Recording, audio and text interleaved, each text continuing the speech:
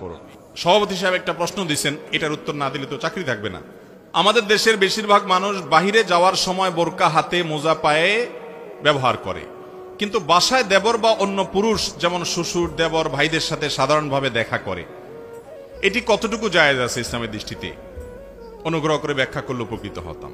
খুবই দরকারি একটা প্রশ্ন, অনেক প্রয়োজনীয় একটা প্রশ্ন আসছে। মাশাআল্লাহ ভাইরা, এই রোগটা আমাদের দেশে অনেক ফ্যামিলিতে আছে এবং এই বৃহত্তর নোয়াখালী এলাকাতে এই রোগটা আবার একটু বেশি।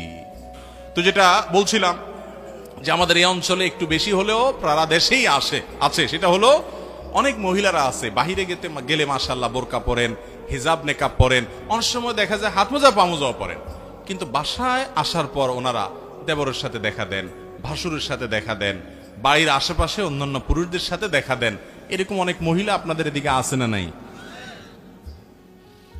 এই পর্দা গ্রহণযোগ্য পর্দা না, যে বাহিরে পর্দা করলাম ভেতরে পর্দা করলাম না। ভেতরের পর্দার গুরুত্ব কোনো কোনো ক্ষেত্রে বাহিরের চাইতে আরো বেশি, কারণ দেবরের সাথে পর্দা করার গুরুত্ব অন্য বাহিরের একজন পুরুষের সাথে পর্দা করার চাইতে অনেক বেশি। কেন? নবীজি সাল্লাল্লাহু আলাইহি ওয়াসাল্লাম বলেছেন, আল হামু আল মাউত, মহিলাদের জন্য দেবর আর পুরুষদের জন্য শালিকা হলো মৌতের মতো, মৃত্যুর মতো। মৃত্যুর মানুষ ভয় পায়, এরকম মহিলারা দেবরের ব্যাপারে সাবধান থাকা উচিত।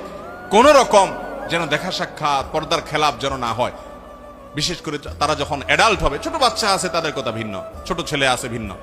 আমাদের দেশে ভাবিরা অন্য সবার সাথে পর্দা করলেও দেবরের সাথে বেশিরভাগ ক্ষেত্রে অনেক ফ্যামিলিতে দেখা যায় পর্দা তো করেই না, উল্টা বরং একটু দুষ্টামি ফাজলামি করাটাকে আমরা মনে করি এটা অধিকার বোধ হয়, এটা বোধহয় করা যায়, তাই না? বলে যে ছোট ভাইয়ের মতো এত, তাই না? ছোট ভাইয়ের মতো কেমনে হইলো? আপনার স্বামী মারা গেলে এই ছেলে আপনারা বিয়ে করতে পারবে কি পারবে না? তাহলে ভাই হইলো কেমনে? আবার শয়তানে আরেকটা ফতোয়া দেয় যে বড় ভাবি তো মায়ের মতন, আছে না? এই ফতোয়া দেওয়ার মুফতি কে? স্বয়ং ইবলিস। বলে যে বড় ভাবি মায়ের মতন। আরে ভাই, আপনার ভাই মারা গেলে এই ভাবিরে বিয়ে করা যাবে কি যাবে না? যারা বিয়ে করা যাবে সে আবার মায়ের মতো কেমনে হইলো? এর চেয়ে ভণ্ডামি কথা দুনিয়াতে আরেকটা আছে? সবচেয়ে বেশি পর্দা এখানে করা উচিত, অথচ আমাদের দেশে অনেক ফ্যামিলিতে এই পর্দা হয় না। ভাইরা আমার, ঠিক একইভাবে দুলা ভাই অন্য সবার সাথে ভালো পর্দা প্রসিদ্ধা করার চেষ্টা করে, চোখের পর্দা হয়তো চড়ার চেষ্টা করে বা ইসলামের অন্যান্য বিধান মানার চেষ্টা করে, কিন্তু শ্বশুর বাড়িতে যাইয়া ওই শালির সাথেই আর কি ফাজলামি করে।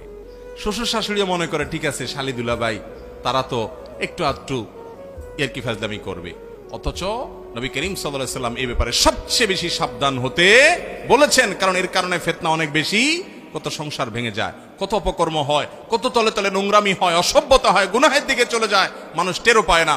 এই জন্য যারা শ্বশুর শাশুড়ি আছেন তাদেরকে বলছি, আপনার ফ্যামিলিতে আপনার পুত্রবধূ সে যেন আপনার পুত্রবধূর দেবর ভাসুরদের সাথে পর্দা করতে পারে, আপনাদের কর্তব্য সে পরিবেশ করে দেওয়া। অনেক মা আছে ওই মাই দেবরের শার্টটা ভাবিকে দিয়ে ধোয়ায় এবং দেবরের খানাটা ভাবিকে দিয়া প্রস্তুত করায়, তার সামনে পাঠায়, আছে না নাই? রেডি হন আল্লাহর কাছে জবাবদিহি করার জন্য।